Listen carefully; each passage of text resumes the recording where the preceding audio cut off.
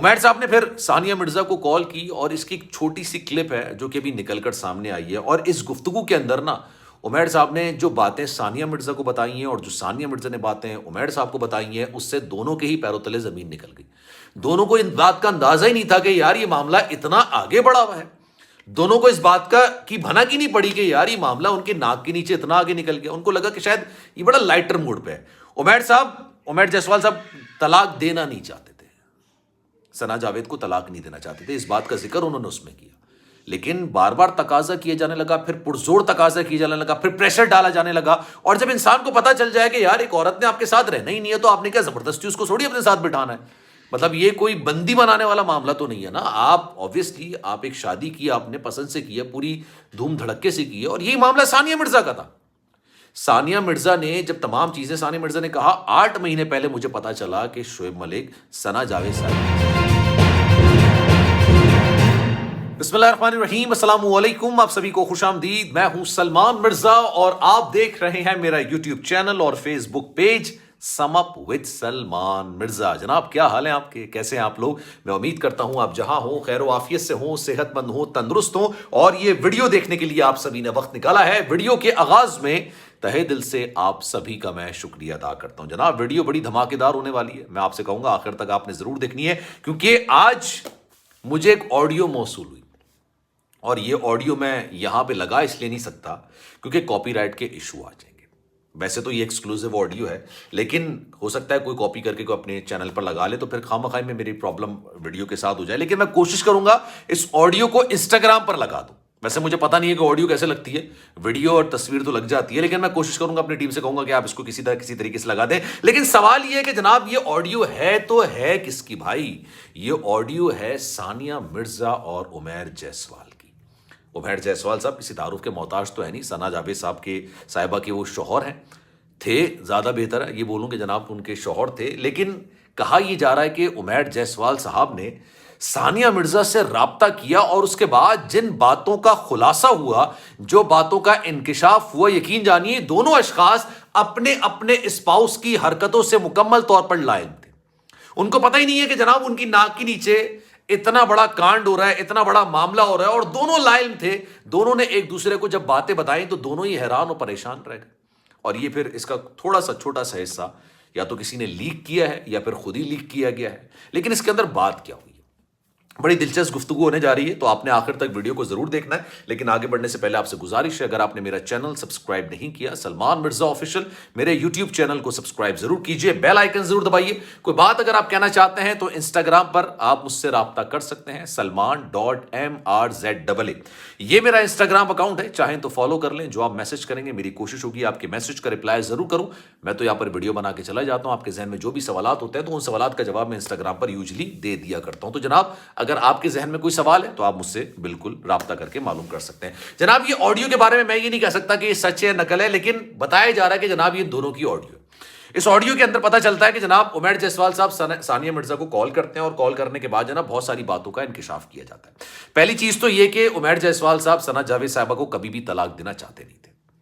اب اس کا جواب اس وجہ سے یہ ہے کہ ثنا جاوید صاحبہ سے ان کے اختلاف تو بہت چل رہے تھے، معاملہ کورٹ میں بھی تھا، معاملہ عدالت میں بھی تھا، لیکن اس کے باوجود ایسا نہیں تھا کہ عمیر جیسوال صاحب کہیں کہ یار بٹ ٹھیک ہے یار میں آپ کو طلاق دیتا ہوں یا آپ علیحدگی لے لیں، ایسا کچھ بھی نہیں تھا۔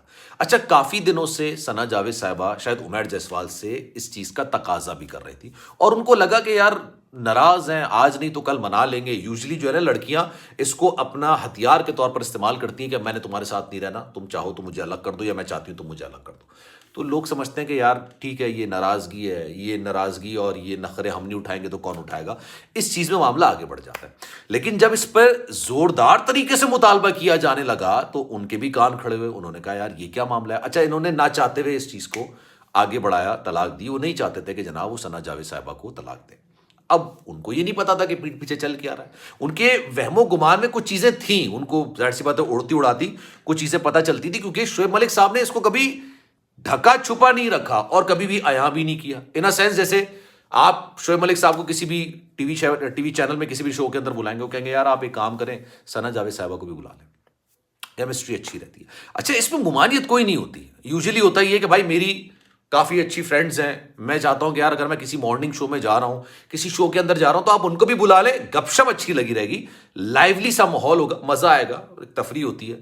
اس طرح تو صحیح ہے, لیکن ہر شو میں یہ بات نہیں کروں گا. اور اگر میں ہر شو میں یہ بات کرنے لگ جاؤں تو دیٹ مینس کہ یہاں پر کچھ نہ کچھ معاملہ ڈفرینٹ ہے, کچھ نہ کچھ معاملہ خطرے والا ہے.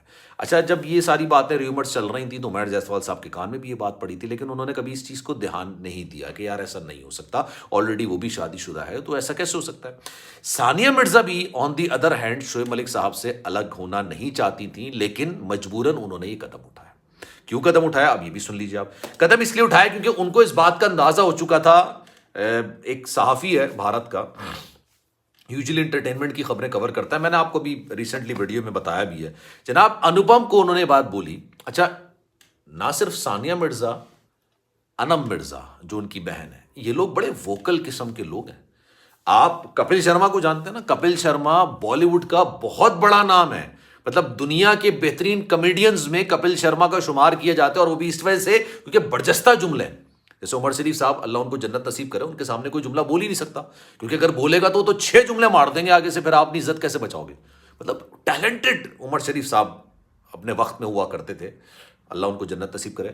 کپل شرما کا بھی یہی معاملہ ہے کہ وہ برجستہ جملے دیتا ہے, تو آپ اس کو چپ نہیں کرا سکتے. لیکن ثانیہ مرزا ہمیشہ اس کے شو میں جاتی تھی اور اس کو چپ کرا دیتی, مطلب وہ اتنی ووکل ہے. انم مرزا بہت ووکل ہے. انہوں نے جو باتیں بولی نا, انہوں نے بولا کہ پچھلے 8 مہینے سے یہ سارے معاملات چل رہے تھے, اور اس پر میں نے خاموشی اختیار کی بھی تھی کہ یار ٹھیک ہے چلتے ہیں, معاملہ چلنے. تو ان کو لگا کہ شاید یہ معاملہ اتنا سیریس نہیں ہے اور اتنا سیریس ہوگا نہیں, لیکن اچانک یہ معاملہ اتنا سیریس ہو گیا. تو پھر ظاہر سی بات ہے کہ تمام ایویڈنس, تمام ثبوت ہم نے پھر ان کے گھر والوں کے سامنے رکھے کہ یہ دیکھ لیں یہ کیا ہے. پھر کل کو جب معاملات ڈفرینٹ ہوں گے, معاملات بگڑیں گے, تو پھر ایسا نہ ہو کہ یار آپ سارا الزام نہ اپنی بہو پہ ڈال دیں. تو ان ایویڈنسز, ان سارے معاملات پہ بھی نا صرف نظر کر دیا گیا. مطلب اپنا بیٹا اگر کچھ کرتا ہے, اس کا پہاڑ جیسا قصور ہوتا ہے, تو اس کو رتی برابر دکھا دو, اور دوسرے کی بیٹی اگر رتی برابر کوئی غلطی کرتا ہے تو اس کو پہاڑ کی طرح دکھا دو. یہ ہمارے معاشرے کا نا ایک بدنما حسن ہے, ٹھیک ہے. تو اسی طرح کا معاملہ ہوا.